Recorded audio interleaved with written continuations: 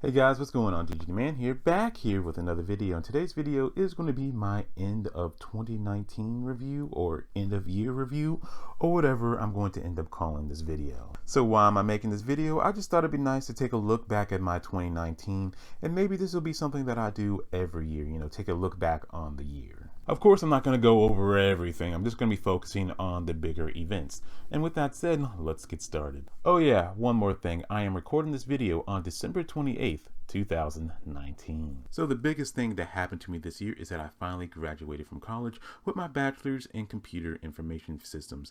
It took a little longer than expected, but hey, I got it done. It just feels like a huge weight was lifted off my shoulders with getting my degree, because the thing is, you guys, while I was doing the whole school thing, every once in a while when I'm trying to enjoy myself, whether that's hanging out with friends, playing video games, watching anime, just watching TV, just relaxing, I would every once in a while I would get this nagging feeling like, oh, you got time to relax, you could be studying for your next test, or oh, you're already done with your assignments, well, you could be getting started on the next assignment, or just something along those lines, like that nagging feeling like, oh, you could be doing something towards school instead of relaxing, but all I want to do is just relax. But I'm just glad that that weight has finally been lifted off my shoulders. Let's go ahead and talk about my spring semester of college, which started out my 2019. I had 2 classes and an internship. And what started off my year on a really good note was landing that internship, because the thing is that I needed 2 internships to graduate. I already did one, and now I needed my second one. I was kind of struggling to find that second one, and the semester was just about to start, but this one came out of nowhere and I got it, and I was just so happy. So January through April was me basically just doing my internship and finishing off my spring semester of college. I don't think anything else really big happened besides the fact that I went to a con called Lexington Con, but other than that, it was just focusing on finishing up school. So in early May was graduation time, and I kind of split it into 2 different things. One thing I did with my friends, and the other thing I did with my family. Now, a week before graduation, what I did with my friends was that we rented out a lake house, and that was a fantastic time. We got to, it was nice and roomy, we got to grill out, we got to do some outdoorsy activities, we kind of had ourselves just a little party. It was a really nice time. The only thing was that since it was early May, it was kind of still pretty chilly, so we couldn't really jump in the water, and plus the little beach area that I had was kind of dirty, wasn't really cleaned up yet, so that was the only downside. Otherwise, it was a freaking fantastic time. And what I did with my family was the actual graduation thing. A lot of them had came into town to watch me walk across that stage for the graduation party. We rented out a little cottage, and that was really nice. So then a month later in June, I ended up going to a con that I've gone to 4 years in a row now, and that is OMG Con. And the thing that was special about this year is that I was getting a lot of attention for my cosplay, because this year I did kind of a Lord or King Thanos. Let me get a closer picture for y'all. Look at that. Beautiful, isn't it? Got the little king robe and the gauntlet, the mask, sunglasses, the crown. Everybody loved it, especially because, Endgame had just come out maybe a little earlier that year, like maybe 2 months before. Yeah, it came out like late April, didn't it? So yeah, people were loving that. I was getting all the attention. And you guys can't really tell in this picture, but I'm also wearing like 2 fake gold chains, and my shirt has a picture of the gauntlet on it that says, "Oh snap." Get it? But aside from me getting all that love for my cosplay, I would say that this year was just as good as the second and third year, but not as good as my first year. My first year is still the best time I've ever had. So that happened in June. I don't think anything happened in July, but in August or early August, I got to go to Washington, D.C. for the first time, and that was a really nice time. Get to go sightsee, got to go to the Black History Museum, got to see some family that lives there. It was just a really nice time. And a little later on that same month, I got to go to Pigeon Forge. And for those that don't know, that's a popular vacation spot near the Smoky Mountains. And I got to go down there with a good friend of mine, his fiance, and my girlfriend at the time. And yeah, it was just a great time. They had a lot of attractions down there. They had a lot of unique shops, Ferris wheel, a mirror maze, just a bunch of stuff you can do. They had like this place that I think is considered to have one of the best fries and the French fries in the U.S. They had a Paula Deen's down there. We got to rented out a little cabin that was a perfect size for 2 young couples. It was just a really nice time. But then 1 week later, my first real low of the year happened, and that is that my girlfriend of over a year decided she wanted to break up with me. And of course, she waited till after we did the vacation thing. Clever girl. But no, in all seriousness, it definitely came as a shock, because again, like a week before, we're having a great time with my friend and his fiance, And in fact, at the end of that trip, she was like, I want to be the one to plan our next big outing, because again, earlier on in the year, we did the lake house, and then there's OMG, and now we're doing the Pigeon Forge. She wanted to do the next big thing. She was thinking about maybe we can rent out a condo and do Myrtle Beach, and, you know, go to the beach and have a great time. And she was seemed really excited about that. But then a week later, she wants to holler, I don't love you no more. Like, well, damn. It was kind of one of those stereotypical situations where the guy thinks everything's fine and all the friends and family thinks everything's fine, but the girl herself doesn't think everything's fine. But guess what? She doesn't communicate that to the guy. And the thing is that the reasons that she was giving for wanting to break up really weren't the best reasons for why you should want to break up with somebody. Or at the very least, there weren't things that we couldn't have easily worked on. It's like, okay, now that you're finally doing what you're supposed to do and communicating with me, we can work on these things and make our relationship better and stronger than ever, like you're supposed to do. But she was already set on wanting to break up. And the thing is, you guys, I'm smart enough to know not to go into super personal detail about my personal life on the internet. So that's why I'm being so vague about things. But let me just say this, that if you knew me personally and then heard the reasons why she gave for wanting to break up, you would probably be left there scratching your head. You would kind of be like, yeah, it's your life. If you don't want to be with them, you don't got to be with them. You know, live your own life. But those aren't really the best reasons for wanting to end a relationship. But anyway, you guys, I really didn't try to fight it when she was breaking up with me, because I'm kind of one of those people where if you don't want to be with me, then there's the door, especially because of the reasons that she was giving me. Now, it would be completely different, and I would be chasing back after if I did something wrong that I really felt bad about doing that. Like if I had lied to her about something big, or I don't know, what's another big thing that a bad boyfriend would do? Cheated on her, or disrespected her and her family, or did some other type of really bad boyfriend thing, terrible bad boyfriend thing, then I would be singing, baby, come back. You can blame it all on me. But I didn't. So I just kind of wished her the best and let her walk out that door. And the thing is, it didn't really take me too long to get over her, because around the same time that she broke up with me, I kind of already had this thought in my head of, yeah, she's a great girlfriend, but would she make a good wife? I don't know about that one, Chief. So yeah, that was the first big bad thing that really happened this year. And that, again, that was in late August. But in September, two things started happening. So the first big thing in September was that I finally started job searching. Why did I wait so late? Well, for a few reasons. For one, you know, again, in August, I had already had the Washington, D.C. thing and the Pigeon Forge thing planned, so I wanted to get those out the way before I really started job searching. And another reason is because I didn't graduate in May. I just early walked, and I still had a couple of summer classes, and I think those went, I only had one in May, I think one that ended early July. And then after I got out, once I was finally, you know, officially done with school, I kind of wanted to relax and enjoy myself a little bit before entering into the work world, because this was probably going to be the last time I was going to have such a huge break until I retire. So, how was job hunting? It sucked. In fact, at times it was a bit depressing. Because it's not like I was expecting a job to just fall into my lap, especially with me just getting out of school and not really having a whole lot of a work experience outside of a couple of internships. But I was expecting it to be at least a little bit easier. I mean, there were times where I was putting out like 5 or 6 job applications a day, just hoping for something to bounce back. And I don't mean to offend anybody by what I'm about to say, but you know, I didn't go to school and get what people would consider to be the quote-unquote stereotypical worthless degree. Like, I didn't go to school and get the art degree or the history degree or the music degree or the archaeology degree or etc, etc. Again, I would never personally consider any of those types of degrees to be completely worthless, but you do have to admit that it is a bit harder to find work when you get degrees in those type of things. No, I got my degree in computer information systems. Everybody uses computers, or at least that was my mindset. So after like a month of job searching, I decided to pull out my trump card, which was that I still had a contact to a contract agency that helped me get my first internship. And you know, I did look it up about how long it normally takes a person to find a job outside of school. It normally takes them like 3 to 6 months.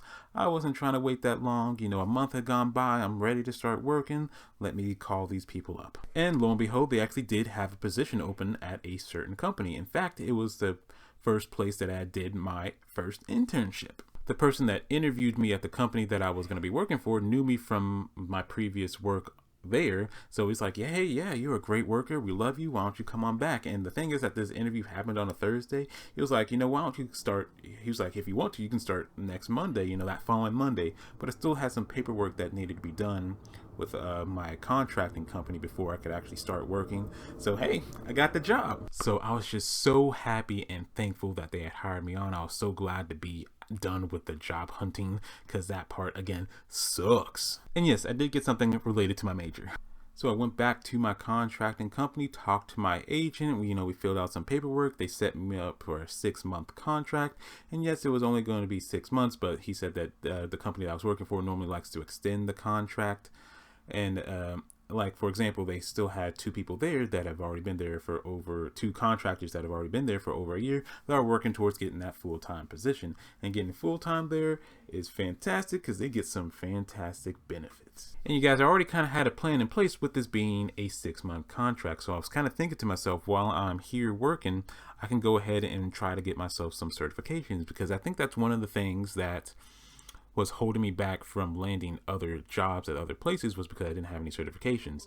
And it seems like a lot of places value you having your certification more than a 4-year degree. So that was something I was thinking about, getting a couple of certifications under my belt while I was doing the 6-month contract and getting some real work experience. So that was the plan I had in my head, and I started working in mid-October. Now, before I talk more about the job, if you guys can remember, I said 2 big things happened in September. The first thing was job hunting, and the second thing is that I decided it was time for me to start losing weight. Yeah, back in September, I was the heaviest that I've ever been, at 235 pounds. And I was like, okay, if I want to get back into the dating world, I'm probably going to have to shave off a few pounds. So I set a goal for myself to be that I want to get down somewhere between 150 pounds and 160 pounds. I didn't really set a time frame for this, but that's my goal. So exercise-wise, I started off slow, but then started doing more and more. For example, I started walking around my neighborhood. I used to do less than a mile a day, but then I started doing like 3 miles a day. And then I started lifting weights here and there. So diet-wise, again, kind of like with the same thing with exercise, I started off slow, then started doing more and more. I think at the beginning of my diet, I decided to go ahead and switch to kind of like a smoothie diet for breakfast and lunch. I would drink a smoothie, but then for dinner, I would just have a normal dinner. So I started off doing that, and then I started getting into calorie counting. Then I started getting into weighing my food. So, things were looking pretty good. But this is where work and me trying to lose weight kind of collide here, because things just kind of started happening differently. Like, for example, when I started working, when it comes to exercise, I kind of stopped walking around my neighborhood because, one, I just didn't feel like it after work. And then number 2, I'm actually getting a lot more exercise at work than I was at home, at least as far as walking the neighborhood goes, because like back in like September when I started walking, I was doing maybe like 5,000 steps a day. But when I started working, and by the end of November, I was doing on average like 10,000 steps a day. So I was doing like twice as much. So I was getting plenty of exercise, even though I did stop lifting weights, because I'm like, what, I just want to lose the weight first, and then once I get down to that weight, then I'll start putting on muscle. And then as far as my diet goes, I cut out the smoothie diet because I just didn't feel like keeping up with it anymore. I feel like it did its job, and it did its job well with getting the ball rolling for me to start losing weight.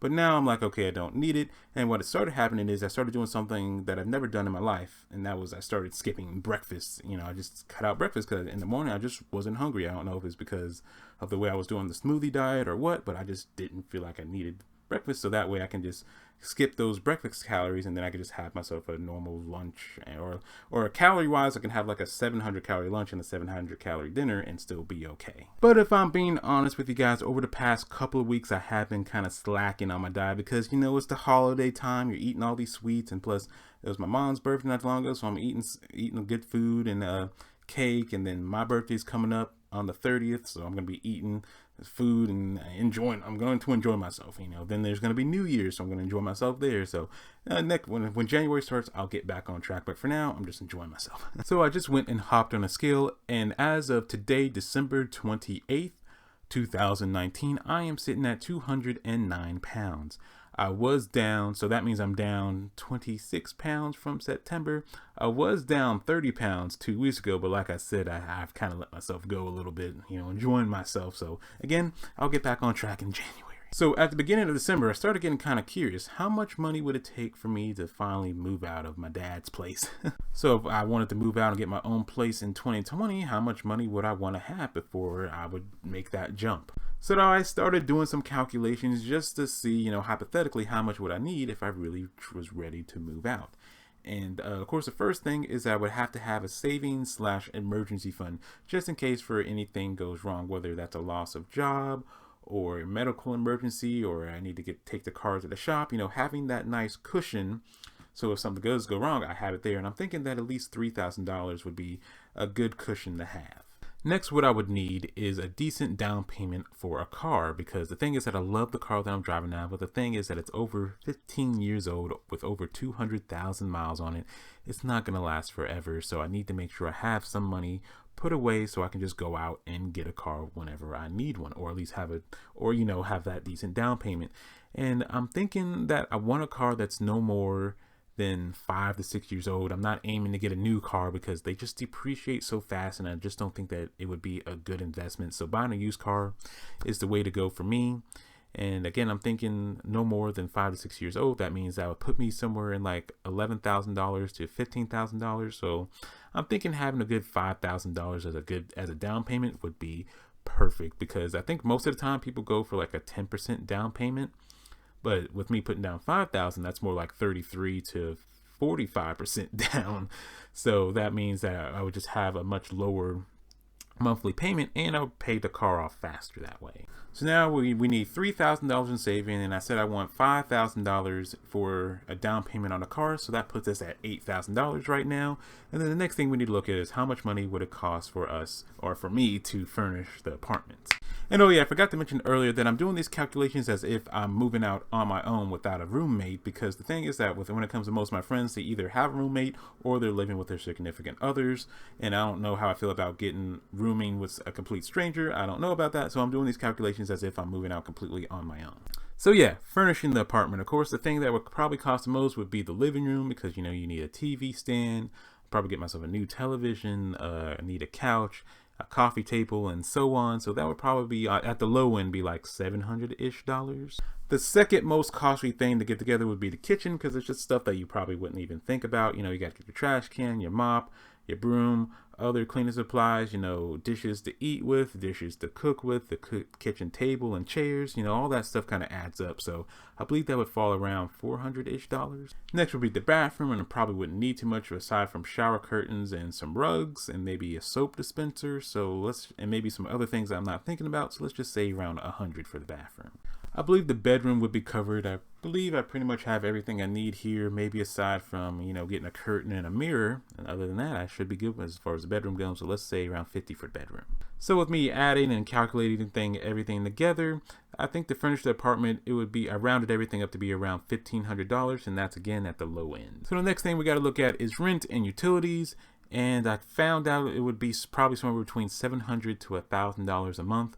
We're going to aim to be optimistic and just aim for low end at $700 a month. And then we got to add on the security deposit. So let's also say that's $700. So that'll be $1,400 there. So adding everything together, it would cost me around $11,000 if I wanted to move out next year. And again, it's only that high because I want to have a decent down payment for a car and have that cushion. If I didn't have either one of those things, it would be more like $3,000. And when it comes to that $11,000, let's just say that I'm a little above 10% of the way there.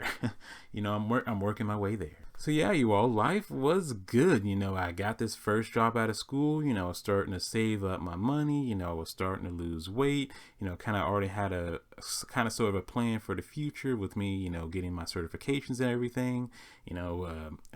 Christmas was about to happen. Life was good. But then December 16th happened, and that's when the second really bad thing happened to me this year. And it's definitely worse than losing my girlfriend, and that is that I got a call from my agent at my contracting company saying that he had talked to my manager, and the manager told him that, hey, there's just no money in the budget, so they're going to be cutting me loose on December 31st. Yeah, he was like, I'm sorry, I got to tell you this right before Christmas and right before New Year's and everything. I know this is, horrible to find out during the holidays, but, it is what it is. please, get me that updated resume. We'll start trying to find you a new job, and hopefully you can roll into something right away. But I'm going on vacation next week, during the Christmas holidays, so we'll deal with you when I get back.